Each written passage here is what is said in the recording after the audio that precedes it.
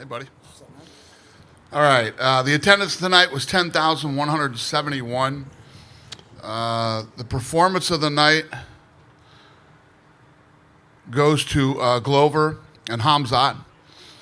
And then the fight of the night, Jan and Sandhagen. They all won $50,000. Congratulations to them. I mean, after a card like that, I assume it was kind of hard to decide who was getting Very. bonuses. Yeah, it was very hard to decide. There's a couple other people that we'll definitely take care of on the card. Let's start off with the main event, right? What a story for Glover. I mean, he didn't just win the title, he actually came out and dominated the champion, got the win. What did you take away from his performance? And did you think something looked a little bit off about Jan tonight? I don't know. You know, it's tough to say. I mean, Glover Teixeira is and has been one of the toughest guys in the division for a very long time. This was his dream forever to get this title shot. He finally gets it, and he did it tonight. Yeah, I mean, he's a great guy. I'm happy for him. Yeah, I saw you guys having quite a long conversation in the cage afterwards. Can you share what he was saying and what it means for you to have a guy who's been on your roster for so long finally get this title? He was telling me that he was supposed to be on The Ultimate Fighter, and you know, he had the visa problems, and you know how that changed the course of his life, not being able to get back in the country when he should have been in the UFC at that time. He was just going through the whole story, you know, and it's I said, better late than never, buddy. Yeah, I think we're all fans of combat sports, and this is one of those moments where a guy struggles through a crazy journey like that to see this come off. This is like the best part of this sport, right? Yeah, I mean, this guy never gave up. All the adversity that he's faced in his career, and here at 42 years old, a few days after his birthday, he wins the title. So it's a pretty cool story. Couldn't happen to a better guy, too. Another cool moment. But the thing that sucks is Jan is a great guy, too. Yeah, you know, yeah. this is one of those fights you didn't want to see anybody lose. Another cool moment was when Khamzat picks up his opponent, turns, walks towards you while screaming and shouting at you, and slams him down. I'm very curious what he happened to be saying. Yeah, he was yelling crazy shit at me the whole fight. I don't know why, but basically just saying, you know, I'm going to fight everybody. I'll fight Brock Lesnar. I don't care who it is. You know, he's just yelling stuff like that. Yeah, he's basically picked up right where he left off, right? Yeah, 100%. I mean, listen, last time we were here, we knew this guy was special. Something, you know, this COVID thing is one of the weirdest things any of us have ever seen. You get some people that fit the profile, you know, to be high risk, and it doesn't even feel like a bad cold to them. And then a guy who's in phenomenal shape like this guy gets hit as hard as he did by COVID. But he's back, and there's no doubt this kid's special. Yeah. What do you do with him, right? Because he wants to fight, as you say, all the time. But you also need to start putting him against, like, top-tier guys. Do you just say, well, he can fight whoever says yes until there's an opening against a top-tier guy, or do you make him sit and wait until he fights a contender? It's tough once you start to break into the top 10, which he will do on Tuesday. But yeah, listen, if he wants to stay busy, I'm a big believer in that anyway, especially with the huge layoff he's had. So I don't know. We would figure it out if that's really what he wanted to do. I mean, it's hard to say right now, right? Because he's only been hit twice in 4 UFC fights. But what do you think the ceiling is on this guy? How about he's got more wins in the UFC than he's been hit in the UFC? That's crazy. Yeah. Similarly, another similar dominant performance by Islam tonight. Again, another guy who's pushing against those top guys and needs to get a top-ranked guy. What do you do with him next? Yeah, you know, he's ready for somebody in the top 5. You know, he's ready top 5, top 3, whatever becomes available, and then obviously if he gets through that, he's in line for a title shot. Is it hard to find these guys fights? Do you get? I mean, like, I can't imagine many people looking at Khamzat being like, absolutely, you know. Or I think it'll be easier to get him fights now. I mean, now that once you get into that top 5, you know, people have to fight you if they want to become the best. And then last thing for me, a scuffle in the crowd between Hasbulla and Abdu. I just, you know, no one wants to see that sort of carnage. Can we get them in the cage to sort this out properly? Yeah, that was funny. I don't know what the deal is with those two, why they don't like each other, but yeah. People too similar, you know, they fall out all the time. I guess I don't know. It happens. It's a rough business. Book it. All right. Dana, right here next to him.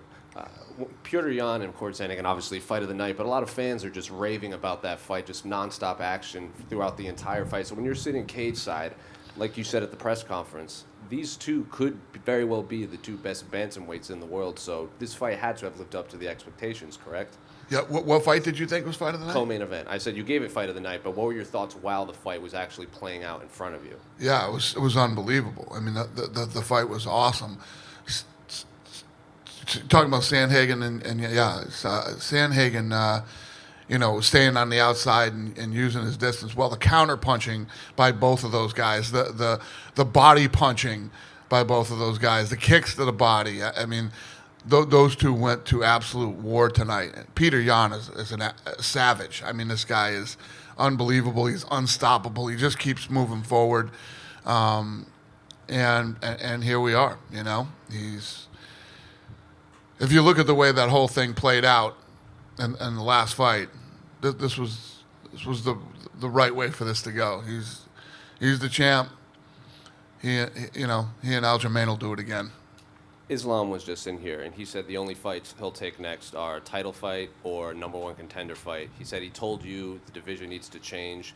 Everyone in the top 5 has already fought for the title. So what are your thoughts on that? Yeah, he's not wrong about that. And you never know how this is going to play out. You never know who's going to get injured, who's fighting who's going to lose, who can't fight on such and such a date. Anything's possible. Well, he seems to want his title fight here in Abu Dhabi. A title fight here in Abu Dhabi? That's what Islam wants. Probably makes sense, but who knows? It depends on when it happens, because we can do title fights anywhere. And then I don't know if you were in the arena yet, but a little of a weird situation with the referee in the Dos Santos fight. They could have been stopped many times. Dos Santos got a point taken away right at the end for an accidental low blow that without being given a warning. And then he was removed from his duties the rest of the night. Can you remember an incident like this with a referee? Yeah. We've had lots of incidents with referees. To be removed in the middle of a card. He was supposed to ref late. We've removed guys in the middle of cards too. But this was pretty bad. Horrible.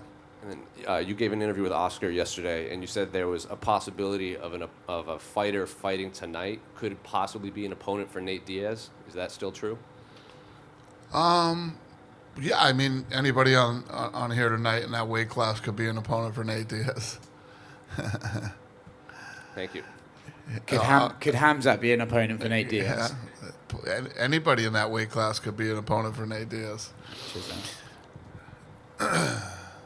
Hey, Dana. Did you have your meetings today with the people here, and how did they go, please? I did. It went really well, but unfortunately, we're not ready to announce anything yet.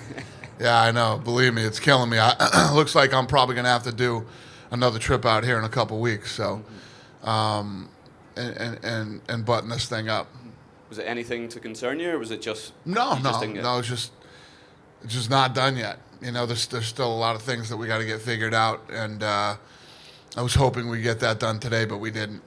And what do you make of Etihad Arena tonight? It was just over half full. If it was 10,000, what did you think of the sound there, and how much do you want to look forward to coming back to it, seeing it full next time, hopefully? What's the question? How much are you looking forward to coming back to see Etihad Arena full? Yeah, no, listen, I love coming here, man. I love this place. I am now a citizen of UAE, so I'm going to love it even more. Congratulations. How'd that make you feel Thank you. It was awesome. Yeah. Yeah, no, I love it. Did you expect that? Huh? Did you expect it? I didn't see it coming yesterday. We had talked about it before, but I didn't know it was coming, no. And Dana, just lastly for me, with Khamzat and Islam, with the reception they got tonight, how much more determined would you be to bring them back here and ensure that they fight here going forward? Well, what's crazy is the day of the press conference when Lee and Khamzat squared off, that video did 1 million views in 20 minutes. And then the one that I posted yesterday on mine did 1 million views. And I mean, it was by far the closest thing to it was Islam. His was like 200,000. So it went Khamzat, Islam, and then the main event. Thank you. Hi, Dana. Hi. So, who is next for Peter Yan? I mean, whether it's Sterling, whether it's Dillashaw or Merab, maybe. Yeah, it's Aljamain Sterling to unify the title. All right. So, today there was like 20 Russian fighters. Who impressed you most? Jan looked unbelievable. I just think Jan is such a savage, man. You can't stop that guy. He keeps moving forward. Like I said a second ago, the counter punching, the punches to the body, spinning back fist. You know, never getting frustrated when Sandhagen was on the outside, hitting him with, picking him apart, moving, running around the octagon. He stayed right on him, kept putting pressure on him, kept trying to break him down and wear him down. I mean, you couldn't get a more durable, technical, badass guy than Peter Yan. So, is it possible that Khamzat Chimaev can be a backup if Covington or Kamaru Usman pulls out? Is he a backup if Yeah. Kamaru pulls out? Or Covington? Can I he haven't even Yeah. never even crossed my mind. That fight needs to happen. The Usman versus Covington fight needs to happen. I mean, it's one of the greatest fights I've ever seen.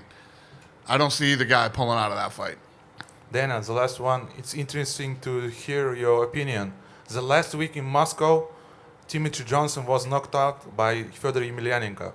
So, do you still consider Fedor as an overrated fighter? So should I not see him as overrated because he knocked out Tim Johnson? I'm just asking.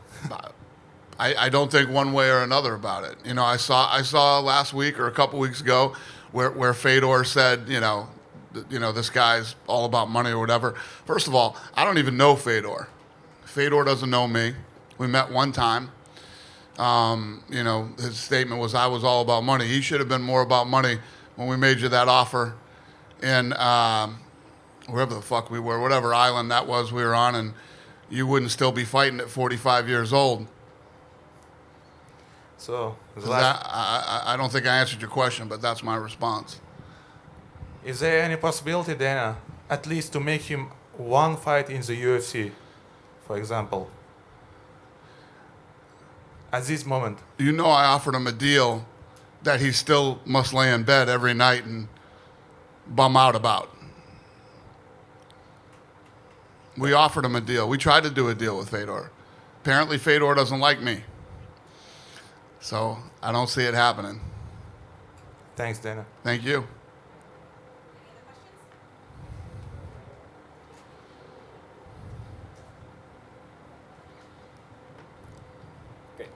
Hello, Dana. So my first question is, I know it's hard to think right now after the fight, but what do you think Jan should do to rebuild himself, and how many potential wins he's away from getting the title shot back? For who? For Jan Blachowicz. Blachowicz? Yeah. How many fights does he need to get a title shot again? Yeah. He just lost an hour ago. I mean, I don't know. There's no number. I don't know. We'll see what's next for him when he fights, and how it all plays out. Okay, and could you confirm that Jiri Prochazka is next as a next contender, or you still have to figure out? Got to figure it out. Yeah. I don't know. And the last question from me, there has been a rumor about other Polish fighter, Mateusz Gamrot, that he will fight Diego Ferreira. Could you confirm it, or not really? That Giga is fighting who? No. Sorry. Who? Yeah, Mateusz Gamrot from lightweight. And there is a rumor he will fight Diego Ferreira. I have no idea. Okay, thank you. Okay.